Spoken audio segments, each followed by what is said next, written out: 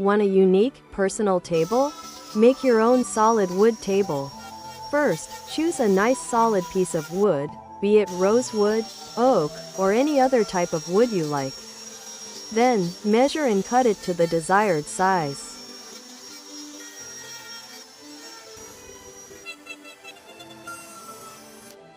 Use a plane and sandpaper to smooth the wood surface, remove scratches and create a natural shine.